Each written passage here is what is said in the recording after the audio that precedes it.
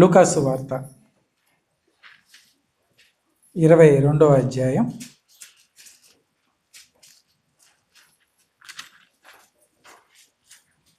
7-8 వచనాలు చదువుకుందాం. లూకాసు వార్త 22వ అధ్యాయము 7వ వచనము 8వ వచనం. అందరూ తీసిన తర్వాత మనం చదువుదామా? చక్కగా అందరూ చూస్తారు వాక్యం ఏంటి అనేది. సరే, చదవండి. పస్కా పశువును వధింపవలసిన పులియని రొట్టెల దినము రాగా యేసు పేతురును యోహానును చూచి, మీరు వెళ్ళి మనము భుజించుటకై పస్కాను మన కొరకు సిద్ధపరచుడని వారిని పంపాను. ప్రార్థన చేసుకుందాం. వాక్యస్వరూపి యేసయ్య వందనాలు. సత్యస్వరూపి నీకే లెక్కలేని స్తుతి స్తోత్రాలు చెల్లిస్తూ ఉన్నాం. ఇదిగో కొద్దిసేపు తండ్రి నీ వాక్యమును ధ్యానించుకోవాలని మేమందరము సిద్ధపాటు కలిగి ఉండగా మా మధ్యలో మీరు ఉండండి. ఇదిగో అల్పుణ్ణి అయోగ్యుణ్ణి నన్ను మీరు నిలబెట్టినటువంటి విధానంను బట్టి నీకు వందనాలు చెల్లిస్తూ ఉన్నాం తండ్రి. నన్ను మీ సిలువ చాటును మరుగుపరుచుకొని మీరు మాట్లాడండి. మీరు మాట్లాడితే మేము బ్రతకగలం, మా జీవితాలు కట్టబడతాయి. వాక్యం వింటున్నటువంటి బిడ్డలందరినీ కూడా మీరు బలపరచండి. వారి జీవితాల్లో ఈ వాక్యం ఫలించడానికి నీ కృపను దయచేయమని యేసు నామమున ప్రార్థించి వేడుకొంచున్నాము తండ్రి. ఆమేన్. హల్లెలూయా. సరే, వాక్యంలోకి వెళ్ళబోయే ముందు 2 నిమిషాలు నా సాక్ష్యం పంచుకొని నేను వాక్యంలోకి వెళ్తాను. ఈరోజు ఈ లోకపరంగా నాది పుట్టినరోజు, అది బర్త్డే. ఆత్మీయంగా నేను పుట్టి 25 సంవత్సరాలు అవుతుంది డిసెంబర్ నెలకి. అయితే రక్షణ పొందుకున్నది 2000 సంవత్సరంలో రక్షణ పొందుకున్నాను. నేను పుట్టింది పెరిగింది హైందవ కుటుంబంలో, హిందూ బ్యాక్గ్రౌండ్. హిందువుల్లో కూడా బ్రాహ్మిన్స్ అంటారు కదా, బ్రాహ్మణులు అంటే. బ్రాహ్మణులు అని అందరిని పిలవకూడదు, వాళ్ళు చాలా తెగలు ఉంటాయి. అయితే మా తెగ ఏమిటి అంటే మేము వైష్ణవులు అంటే ఎవరంటే, ఎక్కడైనా వైష్ణవ ఆలయాలు ఉంటే, కృష్ణాలయం, రామాలయం, వెంకటేశ్వర ఆలయం, ఏదైనా వైష్ణవుల ఆలయం, శివాలయాలు కాదు, వైష్ణవ ఆలయాలు ఉంటే వైష్ణవ ఆలయాల్లో పూజ చేసే తెగ వీళ్ళని వైష్ణవులు అంటారు. అంటే ఇది ప్రధాన పూజారులు ఉంటారు కదా, గుడి లోపల పూజ చేసేవాళ్ళు. ఆ కుటుంబంలో నేను పుట్టాను. మాకు గుడి ఉండేది మా తాతగారికి. వేణుగోపాల స్వామి ఆలయం ఉంది మాకు, ఇప్పుడు కూడా ఉంది కోలవెన్నులో, కంకిపాడు దగ్గర. ఎవరికన్నా మీకు విజయవాడ ఐడియా ఉంటే, విజయవాడ దగ్గర కంకిపాడు అనే ఒక ఊరు ఉంది. అక్కడి నుంచి ఒక 5-6 కిలోమీటర్ల లోపలికి వెళ్తే చిన్న విలేజ్ ఉంది, కోలవెన్ను అని పిలుస్తారు. ఆ విలేజ్లో ఇప్పటికీ టెంపుల్ ఉంది. మా బాబాయ్ చూస్తూ ఉంటారు. మా బాబాయ్ అంటే మా నాన్నగారి తమ్ముడు చేసుకుంటూ ఉంటారు. అయితే ఆ విధంగా ఉన్నటువంటి నేను, వివాహం అయింది. వివాహం అయిన తర్వాత కూడా ఎప్పుడూ నేను యేసుక్రీస్తుని నమ్ముకోవాలని కానీ ప్రభువులోకి రావాలని కానీ ఎప్పుడు ఆలోచన చేయలేదు. ఒమాన్ దేశం వచ్చాను. ఇక్కడికి వచ్చి కూడా నేను కృష్ణాలయానికి వెళ్ళాను. నాకు తెలుసు కృష్ణాలయం ఉంది, టెంపుల్ ఉంది కదా, ఇక్కడ కూడా వెళ్ళాను నేను. శివాలయం నాకు బాగా తెలుసు, మస్కట్లో ఉండేది, నేను వెళ్ళాను. ఇలా రోజులు గడుస్తూ ఉన్నప్పుడు దేవుడు ఒకరోజు మా అత్తయ్య గారు ఉండేవాళ్ళు, వాళ్ళతో పాటు కలిసి ఉండేవాళ్ళు. దేవుడు ఒకరోజు మా అత్తయ్య గారు ప్రార్థన చేస్తూ ఉంటే నాతో మాట్లాడడం జరిగింది. అప్పటి నుండి నేను దేవుని వాక్యాన్ని నేర్చుకోవాలి, దేవుడు అంటే తెలుసుకోవాలని ఒక్కొక్క అడుగు వేయటం మొదలుపెట్టాను. 1 సంవత్సర కాలం గడిచిపోయింది. గడిచిపోయిన తర్వాత సంఘానికి వెళ్ళటం, వాక్యం చదువుకోవటం, ఇవన్నీ జరుగుతూ ఉన్నప్పుడు దేవుడు ఒకరోజు నన్ను ప్రోత్సహించడం జరిగింది. నీవు సంపూర్ణంగా క్రీస్తులోకి రావాలి, మార్గంలోకి రావాలి. క్రైస్తత్వం అనేది నేను చాలా సందర్భాల్లో చెప్పాను. క్రైస్తత్వము లేదంటే క్రీస్తుని నమ్ముకోవడం అనేది మతం మారటం కాదు, కులం మారటం కాదు, మన మార్గం మారటం. ఇప్పటికీ నా పేరు అదే. నా బర్త్ సర్టిఫికేట్లో ఉండేది వైష్ణవులని, బ్రాహ్మిన్స్ అనే ఉంటుంది. నా పిల్లల బర్త్ సర్టిఫికేట్లో కూడా బ్రాహ్మిన్స్ అనే ఉంటుంది. కానీ ఏం మారింది మాలో అంటే మా మార్గం మారింది. హల్లెలూయా. నేను రక్షణ పొందుకున్నాను. రక్షణ పొందుకున్న తర్వాత చాలా సంవత్సరాలు నామకార్థ క్రైస్తవుడిగా ఉండేవాడిని. అంటే సంఘానికి వెనకాల చైర్లో కూర్చుంటారు కదా, ఇప్పుడు చాలామంది వెనక ముందుకు రమ్మంటే వస్తారా వాళ్ళు? పొరపాటును కూడా రారు కదా, వాళ్ళు వెనకాలే ఉండడానికి ఇష్టపడతారు. అట్లాగే మేము వెనకాలే ఉండడానికి ఇష్టపడేవాడిని. నేను, నా భార్య శ్వేత ఉండేప్పుడు ఆ పాప ఉండేది. పాపను తీసుకుని వెనక లైన్లో కూర్చునే వాళ్ళం. చర్చ అవ్వగానే కానుకేయంగానే ఇంటి దగ్గర ఉండేవాళ్ళం మళ్ళీ.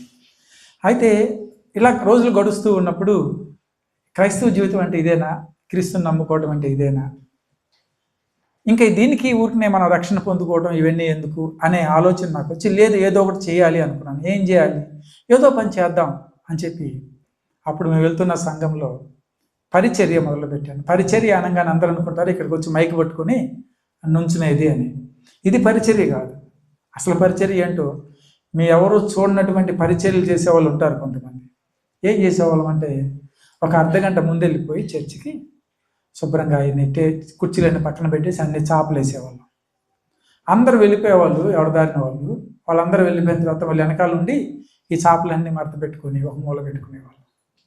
తర్వాత చెప్పులు స్టాండ్ ఉంటుంది కదా, చెప్పుల స్టాండ్ దగ్గర చెప్పులు సరి చేయటం, ఎట్లా పడితే అట్లా వదిలిపెట్టి వస్తారు. ఇప్పటికి కూడా మనకు అలవాటు అది కదా. మన పిల్లలు చేస్తున్నారు ఆ పని. చేస్తున్నారా పిల్లలు పరిచర్య? అది చేయట్లేదా? చేస్తున్నారు. చెప్పులు ఎలా పడితే అలా వదిలిపెట్టి వచ్చేస్తాం. ఈ చెప్పులన్నీ సరి చేయాలి, ఎందుకంటే అన్ని చెప్పులు అట్లా వదిలిపెట్టేస్తే రావటానికి వెళ్ళటానికి కూడా ఇబ్బంది. అలా పరిచర్య చేయటం మొదలుపెట్టాను. తర్వాత ప్రొజెక్టర్ ఉండేది, ఓవర్ హెడ్ ప్రొజెక్టర్స్ ఉండేవి ఆ రోజుల్లో. ఇప్పుడంటే డిజిటల్ ప్రొజెక్టర్స్ వచ్చినాయి. ఓవర్ హెడ్ ప్రొజెక్టర్స్ ఉండేవి. ఓవర్ హెడ్ ప్రొజెక్టర్స్ మీద చిన్న చిన్నగా పాటలు వేయటం, వాటి మీద రాసి తెలుగులో రాసి వాటి మీద పెట్టి తీయటం, వెనక్కి ముందుకు జరపడం. అలా మెల్లిమెల్లిగా సౌండ్ సిస్టమ్ దగ్గర కూర్చొని, మైకుల దగ్గర కూర్చొని అట్లా చేసి ఇట్లా చేసి ఎవరైనా తీసుకురావాలి, తీసుకెళ్ళాలి, ట్రాన్స్పోర్ట్ పని చేసి ఇట్లా ఇట్లా ఇట్లా జరుగుతుంటే ఒక దైవజనుడే, ఒక సేవకుడు నన్ను ఏమన్నాడంటే, పాని ఇట్లా కాదు, నువ్వు చదువుకున్నావు, ఎంతకాలం ఈ పనులు చేస్తావు, ఒక అడుగు ముందుకు వేయి, ప్రార్థన చేసుకో, నాతో పాటు రా, నేను తీసుకెళ్తాను. ఎక్కడికి వెళ్దాం మనం? 100 కిలోమీటర్ల దూరం ఇక్కడి నుంచి. రాత్రిపూట 8 గంటలకు బయలుదేరితే 10 గంటలకు వెళ్ళేవాళ్ళం, మళ్ళీ బయలుదేరితే 2 గంటలకి 1 గంటకి సిటీకి వచ్చేవాళ్ళం. ఏం చేయాలి? అక్కడికి వెళ్ళిన తర్వాత క్యాంపులో ఆయన వాక్యం చెప్తే నేను ట్రాన్స్లేట్ చేయాలి. తెలుగులో ఆయన హిందీలో ఇంగ్లీష్లో చెప్తాడు, దాన్ని దేంట్లోకి మార్చాలి, తెలుగులోకి తర్జుమా చేయాలి. తెలుగులోకి తర్జుమా చేయాలంటే బైబిల్ చదువుకొని ఉండాలి, అంత తేలికైన పని కాదు. ఇంగ్లీష్ వచ్చినంత మాత్రాన బైబిల్ ట్రాన్స్లేషన్ అనేది అవ్వదు. నీకు 2 బైబిల్స్ తెలిసి ఉండాలి, ఇంగ్లీషు తెలుగు. అప్పుడు నేను బైబిల్ సంపూర్ణంగా చదవటం ప్రారంభించాను. ఏంటి బైబిల్ అని ఆదికాండం నుంచి ప్రకటన గ్రంథం వరకు చదువుకుంటూ వెళ్తూ ఉంటే అప్పుడు నాకు ఈ ట్రాన్స్లేషన్ చేయటం తేలికయ్యేది, సులభంగా నేను ట్రాన్స్లేట్ చేయగలిగేవాడిని. ఇలా జరుగుతూ ఉన్న సందర్భాల్లో ట్రాన్స్లేషన్ చేస్తూ ఉంటే ఒక్కొక్కసారి మాకు అవకాశం వచ్చేది, ఏదైనా ఒక పావు గంట 20 నిమిషాలు వాక్యం చెప్పు బాబు అంటే అప్పుడు చిన్నగా ఏదైనా దేవుని వాక్యాలు చెప్పడం, సువార్తల్లోనే ఉండేవాడిని ఎక్కువ నేను. అందుకని నా మెసేజ్లు ఎవరన్నా వింటే ఎక్కువ పౌలు చుట్టూనే తిరుగుతూ ఉంటాను. కొంతమంది కూడా అంటారు, మీ అయ్యగారు మీరేంటి ఎప్పుడు పౌలు చుట్టూనే ఉంటారండి. ఎందుకంటే సువార్తలే ఎక్కువగా ముఖ్యం, అదే కావాలి మనకి ఎక్కువగా. కాబట్టి ఆ విధంగా సువార్తల్లోవి చిన్న మాటలు చెప్పడం ప్రారంభిస్తూ దేవుడు అద్భుత రీతిగా మరి ఆయన పరిచర్య కోసం నిలబెట్టుకున్నాడు. నీ పరిచర్య చేశాను, దగ్గర 20 సంవత్సరాలు నేను శ్రమ పడ్డాను, పరిచర్య చేశాను. అయితే తర్వాత కాలాల్లో దేవుడు మరి నాకు ప్రోత్సాహం ఇచ్చి నన్ను బలపరిచి, ఇట్లా అవదు పని, ఇంకా ముందుకు వెళ్ళాలి, ఇంకా ఎక్కువ పరిచర్య చేయాలని ఈ విధంగా సంఘం స్థాపించుకోవడం జరిగింది. మరి దేవుడు నా జీవితంలో చేసినటువంటి అద్భుత కార్యాలు ఎన్నో ఉన్నాయి. మచ్చుకి నేను పొందుకున్నటువంటి రక్షణ విధానం అది, నేను పరిచర్యలోకి వచ్చినటువంటి విధానం అది. కాబట్టి ఎవరైనా సేవ చేయాలి అని చెప్పి ఆశపడుతూ ఉంటే వాళ్ళని ఎక్కువగా చేపల దగ్గర కూర్చోబెట్టండి. ఎక్కడ ఉండాలి? చేపలు వేసే దగ్గర ఉండాలి. ఎందుకంటే హోసన్న మినిస్ట్రీస్ ఏసన్న గారు కూడా ఈ మాట చెప్తారు. పరిచర్య ఎక్కడి నుంచి ప్రారంభమవుతుందంటే బాత్రూమ్లు కడిగే దగ్గర నుంచి ప్రారంభమవుతుంది. ఎందుకంటే ఇక్కడికి వచ్చి మైక్ పట్టుకోనో లేదంటే ఏదైనా చేద్దామంటే అది పరిచర్య అనిపించుకోదు. ఎందుకు? నీకేం తెలియదు, శ్రమ తెలియదు. శ్రమ తెలియని వాడు సేవకుడు కాలేడు, శ్రమ తెలియని వాడు ఇతరులకి పరిచర్య చేయలేడు. వేస్ట్. ఈ రోజుల్లో చూడండి, చాలామంది పుట్టడంతోనే గోల్డెన్ స్పూన్తో పుడతారు. అంటే వాళ్ళ నాన్నగారు సేవకుడు, బిడ్డలు ఏమైపోయారు? సేవకులు అయిపోయారు. ఎంతవరకు వాళ్ళు సేవ చేయగలరు అంటే వాళ్ళకి శ్రమ తెలియదు. అది ప్రాబ్లం. వాళ్ళకి ఏం తెలియదు? శ్రమ తెలియదు. వాళ్ళ నాన్న కష్టపడ్డాడు, మైక్ భుజం మీద పెట్టుకుని వెళ్ళాడు, ఇవన్నీ మోసుకుని వచ్చి ఇప్పుడంటే పిల్లలు ఉన్నారు, మోస్తూ ఉన్నారు. లేదంటే ఏం చేసేవాళ్ళం, మైక్లని పైకి మోసుకెళ్ళి కిందకి మోసుకొచ్చి కార్లో సర్దుకొని శ్రమ పడాలి. శ్రమ పడినప్పుడు ఏం అలవాటు అవుతుందంటే సేవ చేయటం అలవాటు అవుతుంది, లేదంటే సేవ చేయటం అలవాటు కాదు. ఆ విధంగా దేవుడు మరి ఈ స్థానంలో ఈరోజు మీ ముందు నిలబడటానికి కృపనిచ్చాడు. మరి ఆ విధంగా ఎవరైనా పరిచర్య చేయాలని ఆశపడుతూ ఉంటే స్టార్ట్ ఫ్రమ్ ద స్క్రాచ్, కింద నుంచి మొదలు పెట్టండి. దేవుడు అద్భుత రీతిగా మిమ్మల్ని ఒకరోజు ఉన్నతమైన స్థానంలో నిలబెడతాడు. దీనికి కావాల్సింది ఒకటి, తగ్గింపు జీవితం ఉండాలి. దేవుని యొక్క వాక్యం చదివి అన్వయించుకునే అలవాటు ఉండాలి. చదివే అలవాటు ఉంటే ఉపయోగపడదు. ఎందుకంటే చాలామంది సేవకులు మంచి బోధకులు, కానీ వాళ్ళు మంచి ఆచారకులు కాదు.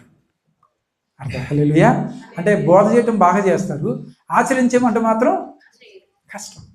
దొంగతనం చేయొద్దు అంటాడు, ఆయనే దొంగతనం చేస్తాడు. అబద్ధం ఆడద్దు అంటాడు, నోరు తెరిస్తే అబద్ధం. మనం ఏం బోధిస్తున్నామో అది మన జీవితంలో ఉండాలి. మనం ఏం చేస్తున్నామో అది బోధించాలి. హల్లెలూయా. ఇది సేవ చేయాలనుకునే వాళ్ళకి చిన్న సూత్రం. సరే, మనం వాక్యంలోకి వెళ్దాం. హల్లెలూయా. ప్రయత్నం చేద్దాం. లూకాసు వార్త 22వ అధ్యాయము 7-8 వచనాలు మనం చదువుకుని ఉన్నాం. ఏం తెలియజేస్తున్నాయి వచనాలంటే, పస్కా పశువును వధింపవలసిన పులియని రొట్టెల దినము రాగా యేసు పేతురును యోహానును చూచి, మీరు వెళ్ళి మనము భుజించుటకై పస్కాను మన కొరకు సిద్ధపరచమని వారిని పంపారు. ఏం పండుగట ఇది? పస్కా పండుగ. ఇందాక ఒక పండుగ గురించి పాస్టమ్మ గారు చెప్పారు. ఏం పండుగ అది? గుడారాల పండుగ. దాన్ని ఏమని పిలుస్తాం? ఇంకొక మాట, పర్ణశాల పండుగ. గుడారాల పండుగ లేదంటే పర్ణశాల పండుగ అని పిలుస్తాం. అయితే ఈ పర్ణశాల పండుగ, గుడారాల పండుగ అనేది యూదులకి ఆచారంగా ఉండేది. ఈ పండుగే కాదు, కానీ చాలా పండుగలు ఉంటాయి. పస్కా పండుగతో పాటు పులియని రొట్టెల పండుగ అనేది కూడా చేసుకునేవాళ్ళు. అంటే పస్కా ఎప్పుడైతే వధించారో, పస్కా పశువును వధించారో దాంతోపాటే పులియని రొట్టెల పండుగ కూడా వస్తుంది. గుడారాల పండుగ మనకుంది, కోతకాలపు పండుగ అనే పండుగ ఉంది, ప్రాయశ్చిత్త దినము పండుగ అనేది ఒకటి ఉంది. ఇలా చాలా పండుగలు ఇశ్రాయేలీలు ఆచరించేవారు. అయితే ఈ పండుగలన్నింటిలో కల్లా 2 పండుగల గురించి మనం ప్రాముఖ్యంగా ఈ మధ్యాహ్న కాలం నేర్చుకోబోతున్నాం. ఏంటి ఆ పండుగలంటే, మొదటిది పస్కా పండుగ, రెండవది ప్రాయశ్చిత్త దినము పండుగ. పస్కా పండుగ దేంతో పాటు వస్తుంది కంటిన్యూషన్గా అంటే పులియని రొట్టెల పండుగ, 2 కలిపే వచ్చేస్తాయి. అయితే పస్కా పండుగ ఎప్పుడు చేశారు, వాళ్ళు ఎప్పుడు ఆచరించారు మొట్టమొదటిసారిగా అంటే, ఐగుప్తు బానిసత్వం నుండి దేవుడు వారిని విడుదల దయచేసినప్పుడు ఆయన చేసినటువంటి విమోచనను జ్ఞాపకం చేసుకుంటూ పస్కాని వధించి దాంతోపాటు 7 రోజులు ఏం చేసుకునే వాళ్ళు, పులియని రొట్టెలు పండుగ చేసుకునేవాళ్ళు. అంటే ఏం చేస్తారు అంటే, పొంగని పిండితో చేసినటువంటి రొట్టెని చేసుకొని చేదు కూరలతో దాన్ని భుజిస్తారు. ఎన్ని రోజులు? 7 రోజులు, 7 days.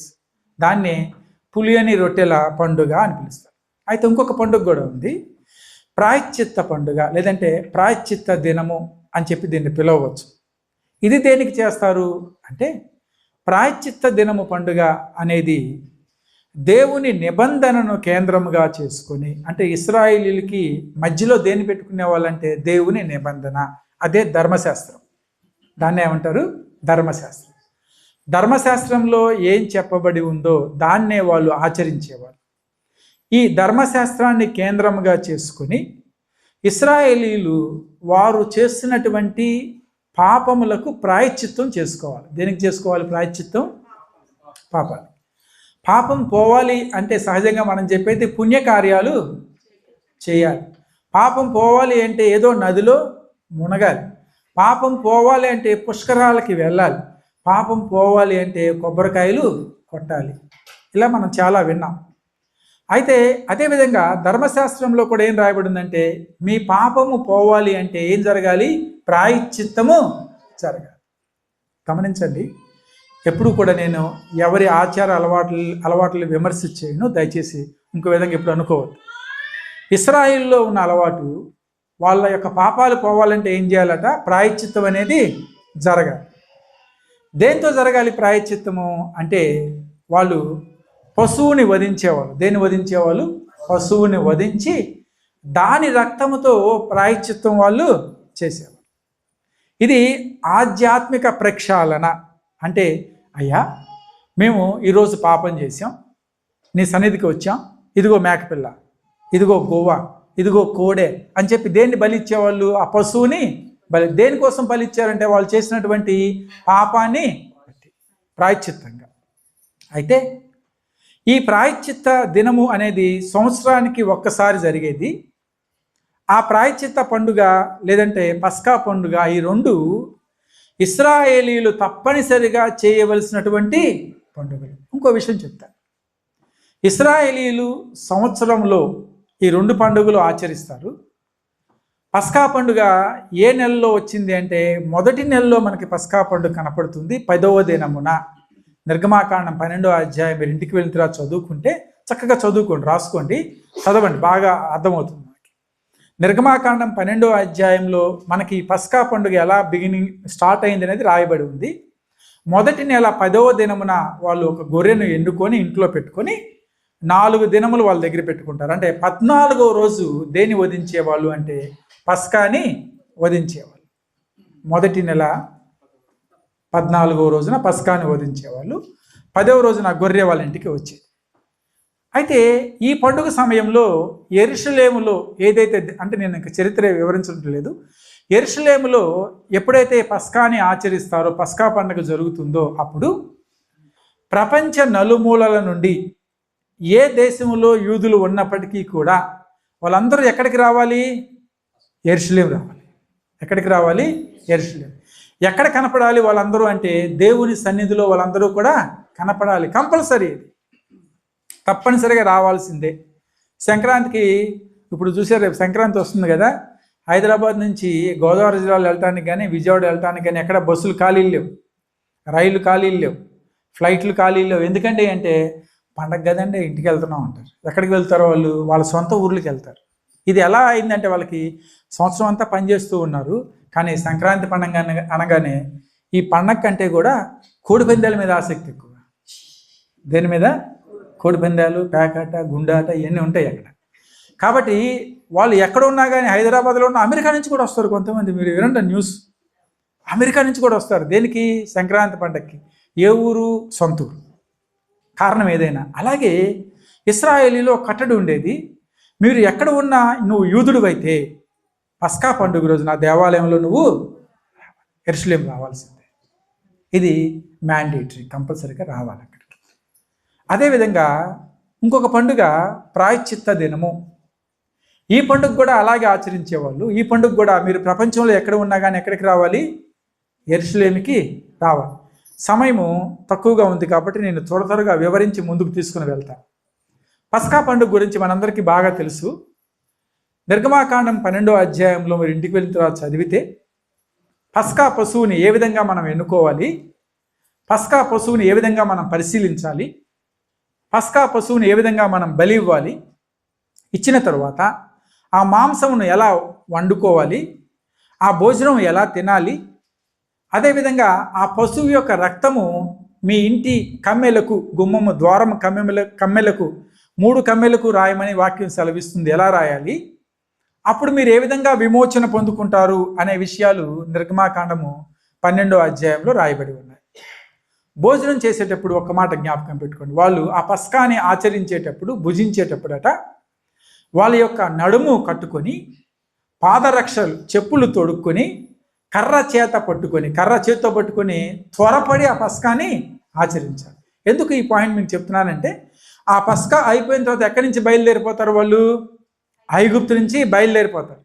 కాబట్టి ఈ బయలుదేరే క్రమంలో, ఈ వెళ్ళిపోయే క్రమంలో త్వరగా మీరు వెళ్ళిపోవాలి. ఆలోచించొద్దు, మా అబ్బాయి ఎక్కడ, మా అమ్మాయి ఎక్కడ, బట్టలు పెట్టావా, ఫ్లాస్క్ ఎక్కడ ఉంది, ఇవన్నీ ఆలోచించుకోవడానికి అవకాశం లేదు.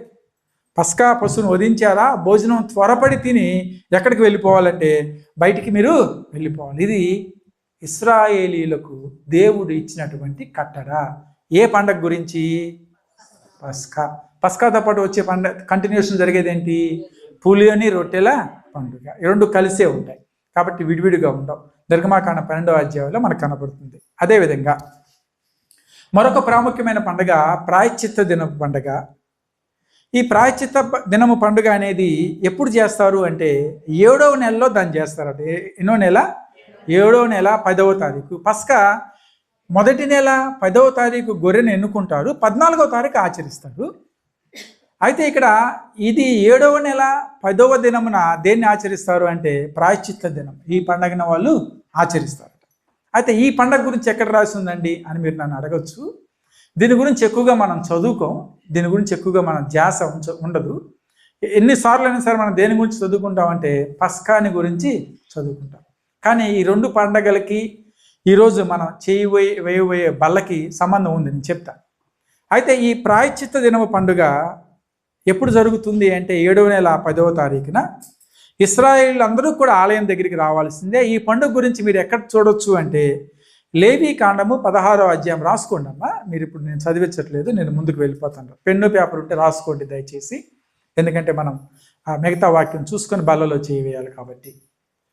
లేవీ కాండము 16వ అధ్యాయము 8వ వచనం నుండి 34వ వచనం వరకు చదవండి. సుదీర్ఘంగా చక్కగా మీకు ఈ పండుగ గురించి రాయబడి ఉంటుంది. ఆ పండుగలో ఎలా జరుగుతుంది అనేది రాయబడి ఉంటుంది. అదేవిధంగా లేవీ కాండం 23వ అధ్యాయము 26 నుంచి 36 వచనాలు కూడా చూడొచ్చు. ఇందాక పాస్టర్మ్మ గారు పర్ణశాల పండుగ గురించి చెప్పారు కదా, ఇది కూడా లేవీ కాండం 23వ అధ్యాయంలో మీకు కనిపిస్తుంది. 23వ అధ్యాయంలో కనిపిస్తుంది. అయితే ఇక్కడ మనకి ఆ ప్రాయశ్చిత్త దినం గురించి, ఆ పండుగ గురించి ఆచారం ఎలా ఉంటుంది అనేది కనిపిస్తుంది. క్లుప్తంగా నేను చెప్పి మీకు ముందుకు వెళ్తాను. ప్రాయశ్చిత్త దినము పండుగ అనేది సంవత్సరంలో ఒక్కసారి వచ్చేది 7వ నెల 10వ తారీఖున. దేనికి చేస్తారు ఈ పండుగ అంటే ఇశ్రాయేలీలు వారు చేసినటువంటి పాప ప్రాయశ్చిత్తం కోసం ప్రతిరోజు బలి అర్పించేవాళ్ళు, ప్రతి వారం బలి అర్పించేవాళ్ళు, ప్రతి నెలలో కూడా వాళ్ళు బలి అర్పిస్తూ ఉండేవాళ్ళు. ఇవేమీ కాకుండా సంవత్సరానికి ఆ రోజు, ఆ ఒక్కరోజు ప్రత్యేకమైన ప్రాయశ్చిత్త బలి వాళ్ళు ఇచ్చేవాళ్ళు. ప్రత్యేకంగా ఉండేది బలి. ఏంటండి ఈ బలిలో ఉన్నటువంటి ప్రత్యేకత అంటే ఆ బలి ఇచ్చినటువంటి రోజున ప్రధాన యాజకుడు ఏదైతే బలి పశువుని ఇస్తూ ఉన్నారో, బలి వధిస్తూ ఉన్నారో, ప్రధాన యాజకుడు ఆ బలి పశువు యొక్క రక్తాన్ని తీసుకొని ఆయన అతి పరిశుద్ధ స్థలములోకి మందసం దగ్గరికి వెళ్తాడు. చాలాసార్లు మనం ఈ మాట విన్నాం.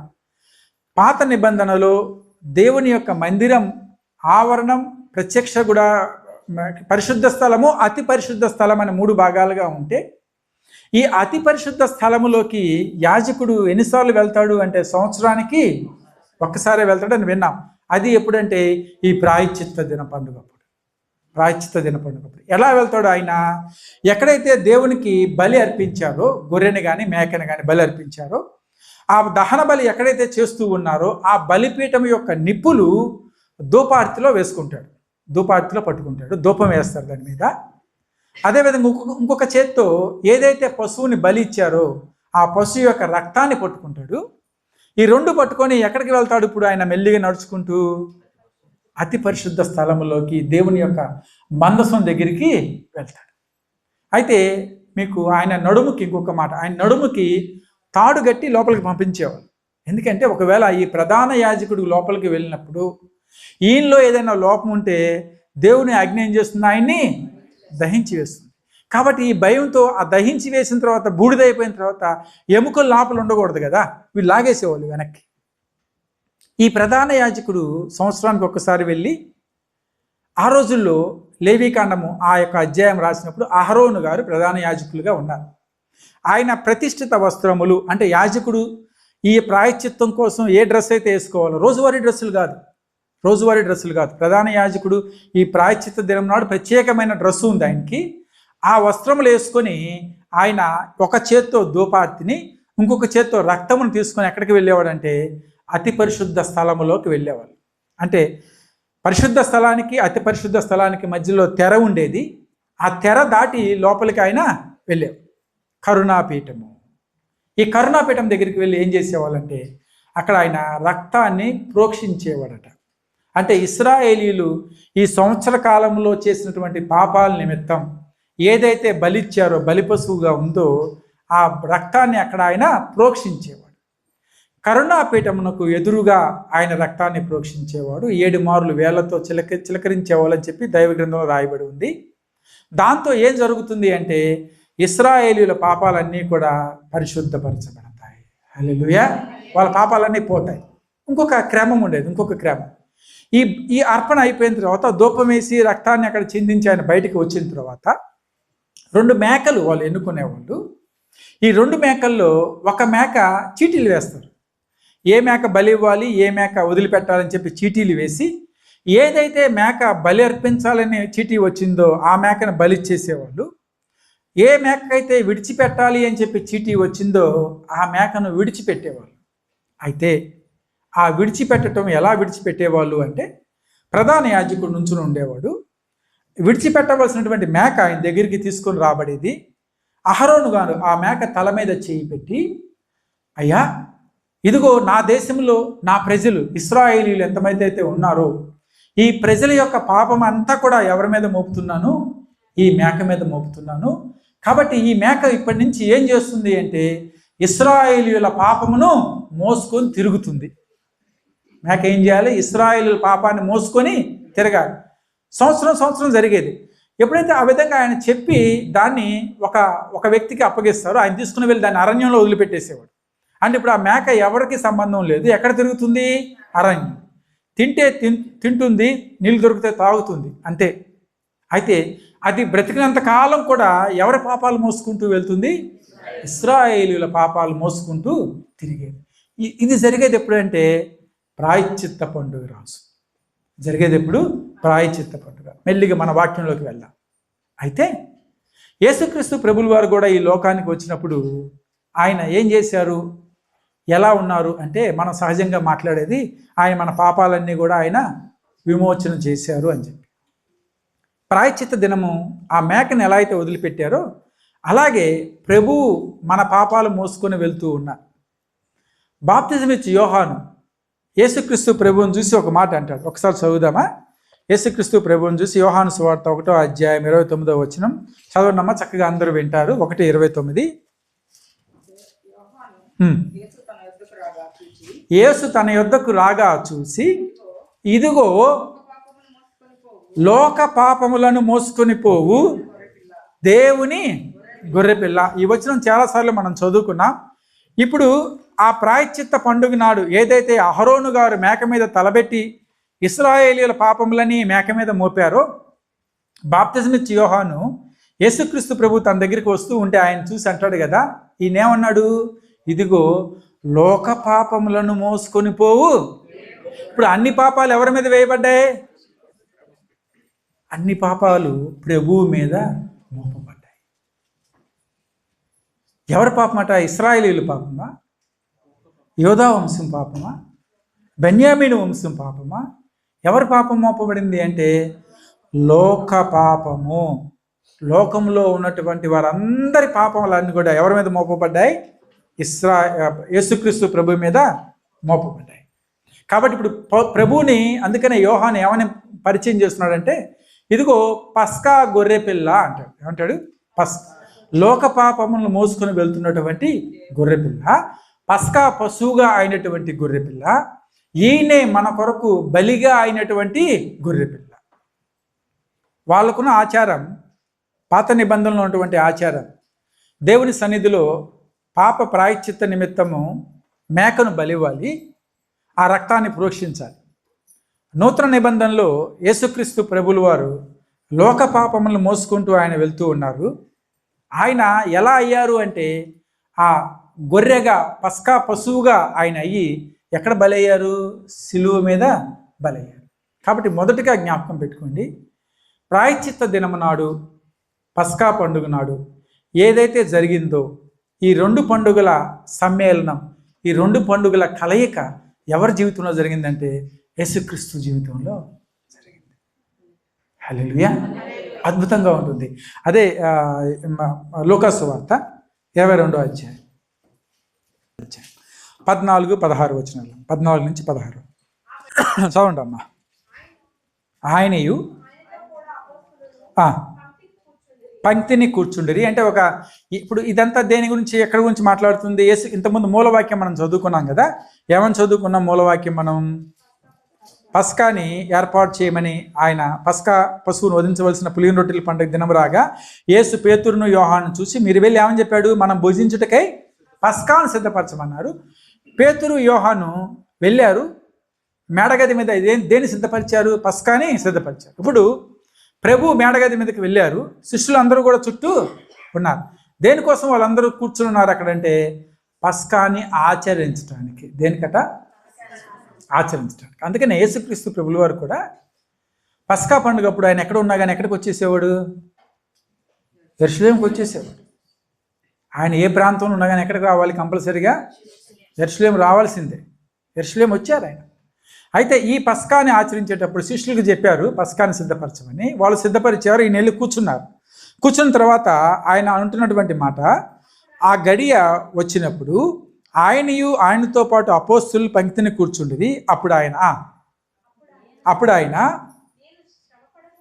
నేను శ్రమ పడక మునుపు మీతో కూడా భుజింపవలనని మిక్కిలి ఆశపడితేనే. ప్రభు యొక్క ఆశట నేను శ్రమ పడక ముందు మీతో పాటు కలిసి ఈ పస్కాన్ని నేను ఆచరించాలని నేను ఆశపడ్డానయ్యా. అది దేవుని రాజ్యంలో నెరవేరు వరకు ఇక ఎన్నడూ దానిని భుజింపునని మీతో చెప్పుచున్నానని వారితో చెప్పి నిమిషం ఆగుదామమ్మ. ఇక్కడ ప్రభు ఒక మాట అంటున్నారు శిష్యులతో, ఇది ఆఖరి పస్కా నాకు, ఇంకా దేవుని రాజ్యం వచ్చే వరకు నేను పస్కాలో పాల్గొను. ఎవరి రాజ్యం రావాలంటున్నారు? దేవుని రాజ్యం వచ్చే వరకు. పస్కాని ఆచరించేటప్పుడు ఇశ్రాయేలులకి ఒక ఆచారం ఉంటుంది. ఏంటంటే వాళ్ళు హల్లెలు అంటారు, హల్లెలు పాడతారు, కీర్తనలుగా పాడి పస్కాని తీసుకొని ఆ చేదుకూరలతో ఆ రొట్టెని తిని తర్వాత కార్యక్రమంలోకి వాళ్ళు వెళ్ళిపోతూ ఉంటారు. యేసుక్రీస్తు ప్రభుల వారు కూడా అక్కడ చేసింది అదే. మొదటిగా వాళ్ళందరూ కూడా హల్లెలు పాడారు, కీర్తనలు పాడారు, పస్కాని ఆచరించారు, శిష్యులన్నీ కూడా సిద్ధపరిచారు. అయితే ఇక్కడే కొత్త విషయం మనకు కనపడేది ఏంటంటే యేసుక్రీస్తు ప్రభుల వారు ఒక విషయం గురించి స్పష్టంగా వారితో మాట్లాడుతూ వచ్చారు. ఒక విషయాన్ని ఆయన గట్టిగా చెప్తూ ఉన్నారు. ఏమిటి ఆ విషయం అనేది లోకాసు వార్తలోనే మనం చూద్దాం. ఏమిటి ఆ విషయం అనేది లోకాసు వార్తలోనే చూద్దాం. 19వ వచనం చూద్దాం ఒకసారి. పిమ్మట ఆయన ఒక రొట్టె పట్టుకొని చెల్లించి, పిమ్మట ఆయన అంటే పస్కా అయిపోయింది, తర్వాత ఆయన దానిని విరిచి వారికిచ్చి, మీ కొరకు ఇయ్యబడుచున్న నా శరీరము నన్ను జ్ఞాపకం చేసుకున్నటకు దీనిని చేయుడని చెప్పిన తర్వాత వచ్చిన కంటిన్యూషన్. ఆ ప్రకారమే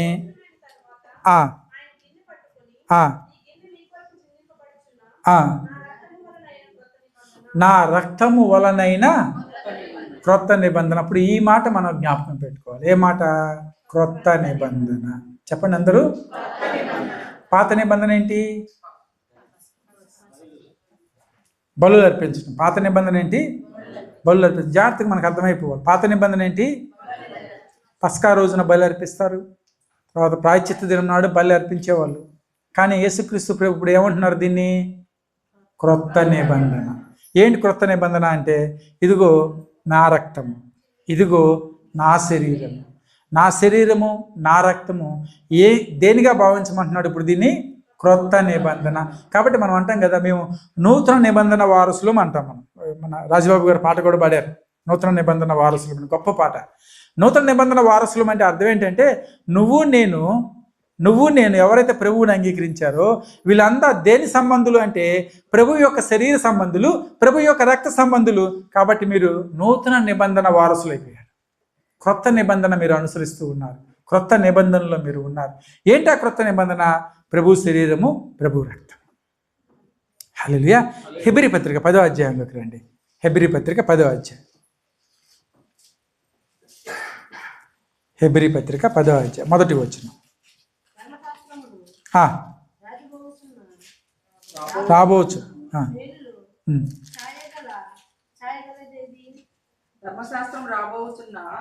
ధర్మశాస్త్రము జాగ్రత్తగా వినాలి, వింటే చాలు మీకు అర్థమైపోతుంది. ధర్మశాస్త్రము రాబోచున్న మేలుల ఛాయగలిదియే గాని ఆ వస్తువుల నిజస్వరూపము గలది కాదు గనుక ఆ యాజకులు, ఏ యాజకులు? ప్రధాన యాజకులు. ఆ యాజకులు, ప్రధాన యాజకులు ఏటేటా ఎడతెగకుండా అర్పించు ఒక్కటే విధమైన బలులు వాటిని తెచ్చువారికి ఎన్నడును సంపూర్ణ సిద్ధి కలుగచేయ. ధర్మశాస్త్రంలో ఎప్పుడు చేసేవాళ్ళు ప్రాయశ్చిత్త పండుగ? సంవత్సరానికి ఎన్ని సంవత్సరాలు చేయాలి? బ్రతుకున్నంతకాలం చేయాలి. అందుకని ఆ మాట ఇక్కడ ఏమని రాయబడిందంటే ఎడతెగక. ఇక అంతు పొంతు ఏముండదు. ఈ సంవత్సరం ఇచ్చాం కదంటే వచ్చే సంవత్సరం మీరు రావాలంటే కుదరదు. పిల్లలు చిన్నగా ఉన్నారంటే మీరు రాలేమంటే కుదరదు. ఇదేంటి? ఎడతెగక చేయవలసినటువంటిది. ఎవరు చేయవలసినటువంటిది? ఎడతెగక యాజకులు. వాళ్ళు అర్పించు ఒక్కటే విధమైన బలులు వాటిని తీసుకొచ్చే వారికి, ఎవరు? ఇశ్రాయేల్ ప్రజలకి ఎప్పుడూ కూడా సంపూర్ణమైన విడుదల వాళ్ళకి కలగల పాపం. సంపూర్ణమైన విడుదల కలగల. కాబట్టి యేసుక్రీస్తు ప్రభుల వారి కాలంలో కూడా ప్రాయశ్చిత్త పండుగ ఆచరించేవాళ్ళు. ఎందుకోసం అంటే వాళ్ళకి సంపూర్ణమైన సిద్ధి ఇచ్చేది ఎవరో వాళ్ళకి తెలియదు. కాబట్టి వాళ్ళు ఏం చేసేవాళ్ళు? ప్రతి ఏడు కూడా ఆ బలిని ఎక్కడ తెచ్చేవాళ్ళంటే ఆ ప్రధాన యాజకుడి దగ్గరికి తెచ్చేవాళ్ళు. హెబ్రీ పత్రిక గ్రంథకర్త పౌలు గారు ఈ మాటలు రాసినప్పుడు మేబీ అహరోన్ గారు లేరు కదా, ఆయన ఎప్పుడో వెళ్ళిపోయారు. అయినా కానీ యాజకులు ఉన్నారు, ప్రధాన యాజకులు ఉన్నారు. దేవుని యొక్క ఆలయం ఉంది, దేవుని యొక్క ధర్మశాస్త్రం ఉంది, క్రమం ఉంది, పాత నిబంధన ఉంది. కాబట్టి వాళ్ళు ఏటేటా ఏం తీసుకొస్తున్నారు? అక్కడికి బలులు తీసుకొస్తున్నారు. కానీ ఎక్కడో యూరోప్లో ఉన్నవాడు బలి తీసుకొచ్చాడు, బలి ఇచ్చాడు. కానీ నెక్స్ట్ ఇయర్ నాకు రావడం కుదరదంటే ఒప్పుకోరు. నువ్వు రావాల్సిందే. ఎందుకంటే వాళ్ళకి ఏం దొరకలేదు? సంపూర్ణమైన సిద్ధి కలగల. అదే 10వ అధ్యాయం 3-4 వచనాలు. అయితే ఆ బలులు అర్పించుడు చేత ఏటేటా పాపములు జ్ఞాపకమునకు ఒక్క నిమిషం ఇక్కడ ఆగుదాం. వాళ్ళు బలి ఇచ్చేటప్పుడు అహరోను గారు ఏం చేసేవాళ్ళు? మేక తల మీద చేయబెట్టి ప్రార్థన చేసేవాడు. ప్రార్థన చేసి పాపాలన్నీ ఇక్కడ పెట్టేవాడు. అంటే అరే నువ్వేం పాపం చేసేవారు? దొంగతనం చేశాను అయ్యారు. ఓకే, దొంగతనం చేశాడు. నువ్వేం చేశారు? ఆయన చంపానంటే నువ్వే మానభంగం. ఓకే, ఇవన్నీ ఏం చేసేవాళ్ళు? ఆ మేక మీద పెట్టినప్పుడు వీడు చేసిన పాపాలన్నీ ఇక్కడికి ట్రాన్స్ఫర్ అయ్యాయి. అయితే ఇప్పుడు వాడు, ఈ యాజకుడు ఇక్కడ నుంచొని వాడి పాపాలు విని ఆ పాపాలన్నీ ఎవరి మీద పెడుతున్నాడు? ఈ మేక మీద పెడుతున్నాడు. వీటిని జ్ఞాపకం చేసుకుంటున్నారు చేసిన పాపాలని. క్రైస్తవులకు నా ఆధిక్యత ఏంటో తెలుసా?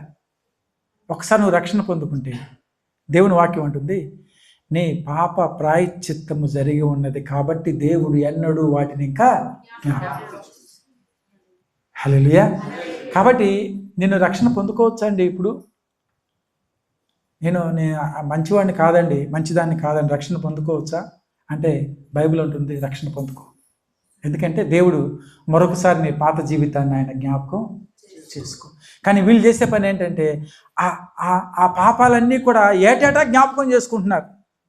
ప్రతిసారి జ్ఞాపకం చేసుకుంటున్నారు వీటిని, పాపాలను. కంటిన్యూషన్ అమ్మ. ఏలయనక ఎడ్ల యొక్కయు మేకల యొక్కయు రక్తము పాపములను తీసివేయుట అసాధ్యం. ఇది ధర్మశాస్త్రము, పాత నిబంధన. ఆ పాత నిబంధనలో వాళ్ళు ఇచ్చే మేకలు, ఇంకా మీరు ఎక్కువ విషయాలు చదివితే లేవీకాండంలోనే అప్పుడు ఏమేమి ఇస్తారు అంటే, ఏ మేకలను ఇస్తారు, బలి గొర్రెలను ఇస్తారు, అక్కడ దూడలను కూడా ఇస్తారు. ఎడ్లని అంటాం, దూడలను కూడా బలి ఇచ్చేవాళ్ళు. ఇట్లా ఏటేటా వాళ్ళు ఇచ్చే బలి ఆ రక్త ప్రోక్షణ ఏం చేయలేకపోయింది వీళ్ళకంటే? పాపాన్ని పరిహారం చేయలేకపోయింది. కాబట్టి ఇప్పుడు యేసుక్రీస్తు ప్రభు ఈ లోకానికి వచ్చింది దేనికోసం? మనం అంటాం క్రిస్మస్ చేసుకుంటూ ఉన్నాం కదా, క్రిస్మస్ చేసుకుంటూ ఉన్నాం. దావీదుపురం నందున రక్షకుడు మన కొరకై పుట్టి ఉన్నాడు. చాలా సంతోషకరమగు వర్తమానం అనే పాటలు పాడుకుంటున్నాం. ఎందుకంటే దేవుడి లోకానికి వచ్చాడు. దేనికి వచ్చాడు దేవుడి లోకానికి? ఎందుకు మహిమను విడిచి ఆయన రావాల్సి వచ్చింది అంటే మన పాపముల నిమిత్తం. హల్లెలూయా. కాబట్టి ప్రభు ఈ లోకానికి వచ్చి ఆయన చేసింది ఏంటంటే, ఆయన మొదటిగా మన పాపములకు ఆయన ప్రాయశ్చిత్తం చేశారు. హల్లెలూయా. కాబట్టి అందరు చెప్పండి ఒకసారి, యేసుక్రీస్తు ప్రభు ఏం చేశారు మన పాపాలకి? ప్రాయశ్చిత్త దినము నాడు ఏదైతే జరిగిందో అది ఎవరు చేశారు? యేసుక్రీస్తు ప్రభు. మరి ప్రాయశ్చిత్తం చేయాలంటే ప్రధాన యాజకుడు కావాలి కదా. అవును, యేసుక్రీస్తు ప్రభు ఎలా వచ్చాడు? ప్రధాన యాజకుడై వచ్చాడు. హల్లెలూయా. ఏమై వచ్చాడు? ప్రధాన యాజకుడై వచ్చాడు. అదేవిధంగా మరి బలి ఇవ్వటానికి మేక కావాలి కదా. అవును, ఆయనే లోక పాపములను మోసుకుని వెళ్తున్న దేవుని గొర్రెపిల్ల. 3 కార్యాలు ఏదైతే పస్కాలో ప్రాయశ్చిత్త దినం జరుగుతున్నటువంటి 3 కార్యాలు ప్రభువు శిలువ మీద చేశారు. కాబట్టి నువ్వు నేను విడిపించబడ్డావు. హల్లెలూయా. నీకు నాకు విమోచన అనేది కలిగింది. మొదటిగా శిలువలో ఆయన రక్తాన్ని కార్చారు, శిలువలో ఆయన ప్రాణం పెట్టారు. దాన్ని బట్టి ఆయన రక్తము ద్వారా మనకేం కలిగిందంటే విమోచన కలిగింది. రెండో విషయము, ఏదైతే ప్రధాన యాజకుడు మాత్రమే మందసం దగ్గరికి వెళ్ళి చేస్తున్నటువంటి క్రతువుని ప్రభు కొట్టివేశారు. ఎలా కొట్టివేశారండి? మత్తయి సువార్తలో ఒక మాట ఉంది, సిలువ వేయబడినప్పుడు. చూద్దాం ఒకసారి. 27వ అధ్యాయం 51 వచ్చిన త్వరగా ముగించుకుందాం. మత్తయి సువార్త 27:51. 27:51. అప్పుడు దేవాలయపు తెర రెండుగా చినిగెను, భూమి వణికెను, బండలు. అప్పుడు ఎప్పుడు జరిగింది? యేసుక్రీస్తు ప్రభువు శిలువ మీద చనిపోయిన తర్వాత. మనం ఈ వాక్యాలు ఎప్పుడు చదువుకుంటాం? గుడ్ ఫ్రైడేకి తర్వాత. ఇంకా దాని జోలికి అసలు వెళ్ళనే పొరపాటును కూడా దీయమండి. క్రిస్మస్ వచ్చినప్పుడు ఏం చదువుతాం? మత్తయి సువార్త, లూకా సువార్త. గుడ్ ఫ్రైడే వస్తే మాత్రం యేసుక్రీస్తు ప్రభువు శిలువ మీద పలికిన 7 మాటలు, తర్వాత ఇవన్నీ చదువుకుంటాం. కానీ ఈ వాక్యాలు ఎప్పుడు మన హృదయంలో ఉండాలి. హల్లెలూయా. బల్ల దగ్గరికి ఎందుకు వస్తున్నామండి అంటే, బల్ల ప్రధాన యాజకుడిగా ఎవరైతే అహరోను వంశం వారు చేస్తూ ఉన్నారో ఆ యొక్క క్రతువును ప్రభు కొట్టివేశారు. కాబట్టి దేవాలయపు ఆలయం యొక్క తెర ఏమైపోయింది? చినిగిపోగానే ఇక్కడి నుంచి బయట నుంచి అందరు చూస్తున్నారు. దేని చూస్తున్నారు? మందసాన్ని. అతి పరిశుద్ధ స్థలంలో ఉన్న దేవుని మందసం ఎవరికి కనపడుతుంది? ఇప్పుడు అందరికీ కనపడుతుంది. యేసుక్రీస్తు ప్రభులు వారు అబ్బా తండ్రి అని దేవుణ్ణి మొరపెట్టుకోవడానికి ఆయన ఆ యొక్క తెరను తొలగించారు. ప్రధాన యాజకుడిగా ఆయన రక్తమును ఆయనే ప్రోక్షించి మన పాపముల నుండి మనకు విడుదలని దయచేశారు. కాబట్టి శిలువ రక్తం మనకు ప్రాయశ్చిత్తం చేసింది. శిలువ రక్తం మన పాపాలని కడిగివేసింది. కడిగివేయటం అంటే మళ్ళీ జ్ఞాపకం పెట్టుకోవడానికి కాదు. ఇంక లేదు, కనపడదు నీకు ఇంకా. పలకల మీద చిన్నపిల్లలు రాస్తారు కదా, రాయమంటే బి దిద్దిస్తాం పలక మీద. మామూలుగా దాన్ని ఎట్లా తుడిచామనుకోండి, ఎక్కడో అచ్చు కనపడుతుంది వెనకాల కదా, కనపడుతుంది. కానీ దాన్ని కడిగి వేస్తే ప్రభు మన పాపాన్ని కడిగి వేశారు. హల్లెలూయా. కాబట్టి ఆయన ఒక క్రొత్త నిబంధన ఇచ్చారు మనకి. ఏమిచ్చారు? ఆయన క్రొత్త నిబంధన. ఆయన సిలువకి వెళ్ళకముందు ఆఖరి పస్కా దినము నాడే శిష్యుల్లో చెప్తున్న మాట, దేవుడి రాజ్యం వచ్చే వరకు మరోసారి నేను ఆచరించను దీను అని. పిమ్మట ఆయన ఒక రొట్టెని ఎత్తుకొని విరిచి శిష్యులకిచ్చి, ఇది మీ కొరకై విరవబడినటువంటి నా శరీరము, నన్ను జ్ఞాపకం చేసుకున్నట్టుకై దీనిని చేయడి అని చెప్పి ఒక గిన్నెను ఎత్తుకుని దానిలో ఉన్న ద్రాక్షరసం వాళ్ళకిచ్చి, ఇది మీ కొరకై చిందించబడుతున్నటువంటి నా రక్తము, ఇది ఏమన్నాడు? క్రొత్త నిబంధన. అదేంటట? క్రొత్త నిబంధన. కాబట్టి మనం ఏ నిబంధన వారసులం? క్రొత్త నిబంధన వారసులం. 2 పండగలు ప్రభు శిలువ మీద జరిగించినటువంటి త్యాగం. కాబట్టి ఈరోజు నువ్వు నేను కూడా ఆయన మరణాన్ని జ్ఞాపకం చేసుకుంటున్నాం. ఎట్లా జ్ఞాపకం చేసుకుంటున్నాం ఆయన మరణాన్ని అంటే, నా కొరకు ఆయన శిలువ మీద ప్రాణం పెట్టాడు. ఇప్పుడు నా పాపాలు నేను ఇంకొకసారి తలుచుకోవడానికి వీల్లేదు. జాగ్రత్తగా వినండి. ఎవరైతే బాప్తిజం తీసుకున్నారో, ఇక్కడ తీసుకున్న బిడ్డలు ఉన్నారో, పొరపాటును కూడా మీరు వెనక్కి వెళ్ళి మీ పాపాల గురించి ఆలోచించవద్దు. నాకు తెలుసు, బాప్తిజం తీసుకోకముందు చాలా మార్గాల్లో మనం ఉన్నాం, చాలా విధాలుగా మనం నడిచాం. కానీ ఎప్పుడైతే నువ్వు ప్రభువుని నమ్మి ఆయనతో మరణించి పునరుద్ధానుడివే లేచావో, వెంటనే నీకు పాతవన్నీ కూడా ఇంకోసారి జ్ఞాపకం చేసుకోవడానికి వీల్లేదు. నీ పాపాలు ఏమైపోయినాయి? ఇప్పుడు తుడిచివేయబడ్డాయి. హల్లెలూయా. ఈరోజు బల్ల దగ్గరికి వచ్చిన మనం ప్రభు మన కొరకు చేసినటువంటి త్యాగాన్ని జ్ఞాపకం పెట్టుకోవాలి. ఇంకా రక్షణ లేని బిడ్డలు, ఇంకా రక్షణ లేని బిడ్డలు ఎవరైనా ఉంటే వారు ప్రభువుని నమ్ముకుంటే, క్రీస్తుని అంగీకరించినట్లయితే వారి పాపాలు విమోచన అనేది కలుగుతుంది. వారి పాపాలకి ప్రాయశ్చిత్తం కలుగుతుంది. ఎక్కడ మునిగినా ఏం చేసినా మన పాపాలకు ప్రాయశ్చిత్తం రాదు. ఒకవేళ చేయాల్సి వస్తే ప్రతి ఏటా మీరు చేయాల్సిందే, ప్రతి నెల మీరు వెళ్ళాల్సిందే. కానీ నా ప్రభువు మార్గం అలా కాదు. నా ప్రభువుని మీరు అంగీకరిస్తే మీ యొక్క ప్రతి పాపము కూడా కొట్టివేయబడుతుంది. హల్లెలూయా. అతి గొప్ప ప్రధాన యాజకుడు మనకున్నారు. హల్లెలూయా. కొద్ది మాటలు దేవుడు దీవించును కనుక ఆ బలలో